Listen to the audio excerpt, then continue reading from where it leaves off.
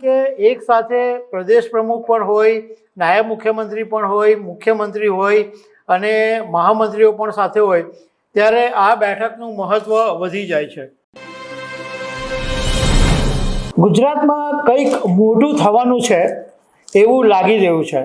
ક્યાં ગુજરાત સરકારની અંદર મોટો ફેરફાર આવે અથવા ગુજરાત ભાજપ સંગઠનમાં કોઈ મોટો ફેરફાર આવે એવી શક્યતા ચર્ચાઈ રહી છે.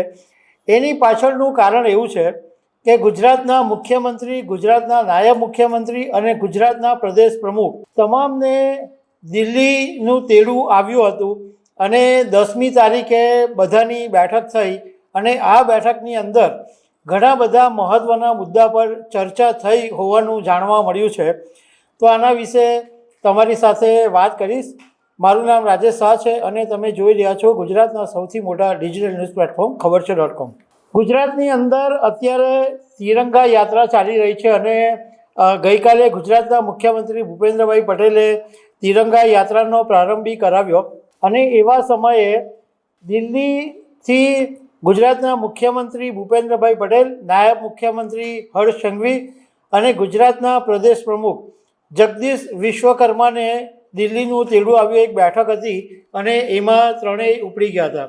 સૂત્રો પાસેથી એવું જાણવા મળ્યું છે કે ગુજરાતના મુખ્યમંત્રી ભૂપેન્દ્રભાઈ પટેલ અને જગદીશ વિશ્વકર્મા સાથે દિલ્હી ગયા હતા અને હર્ષ સંઘવી અલગ રીતે ગયા હતા, પણ સાથે સાથે ગુજરાત સંગઠનના તમામ મહામંત્રીઓને પણ બોલાવવામાં આવ્યા હતા અને ગુજરાતના સાંસદો સાથેની પણ એક બેઠક બોલાવવામાં આવી હતી જેમાં પ્રધાનમંત્રી નરેન્દ્ર મોદી અને કેન્દ્રીય ગૃહમંત્રી અમિત શાહ હાજર હતા.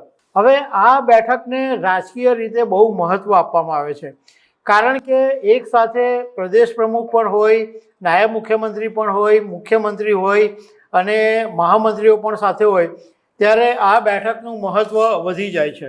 આ બધા બેઠક પતાવીને ગુજરાત પાછા આવી ગયા છે, પરંતુ સૂત્રો પાસેથી એવું જાણવા મળ્યું છે કે 4 મુદ્દા એવા હતા કે જેની ઉપર સંભવિત ચર્ચા થઈ હોઈ શકે છે. એક તો ગુજરાત સરકારનું જે કામકાજ અત્યારે ચાલી રહ્યું છે એની સમીક્ષા અને આગામી રાજકીય આયોજનો શું છે એની ચર્ચા આ બેઠકની અંદર થઈ હોઈ શકે છે.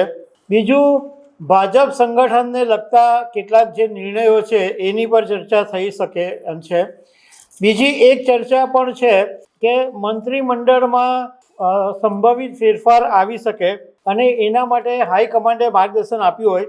જોકે હમણાં ઓક્ટોબર 2025માં જ કેબિનેટની અંદર એટલે મંત્રીમંડળમાં ફેરફાર થયો છે ગુજરાતના, તો એની સંભાવના ઓછી દેખાય છે, પરંતુ કોઈ એકાદ બે મંત્રીઓને ફેરફાર કરવાના હોય તો એની ચર્ચા પણ થઈ શકે એવી શક્યતા છે. બીજું, ગુજરાતમાં 2027માં વિધાનસભાની ચૂંટણી છે અને ભાજપની તૈયારી તો ઘણા સમયથી ચાલે છે, એટલે 2027ની વિધાનસભાની ચૂંટણીની વિશે પણ ચર્ચા થઈ હોવાનું માનવામાં આવી રહ્યું છે. પરંતુ દિલ્હીના હાઈકમાન્ડ સાથેની આ બેઠકને ઘણી મહત્ત્વની માનવામાં આવી રહી છે. તો દર્શક મિત્રો, આવા અનેક અપડેટ સાથે મળતા રહેશું. આભાર.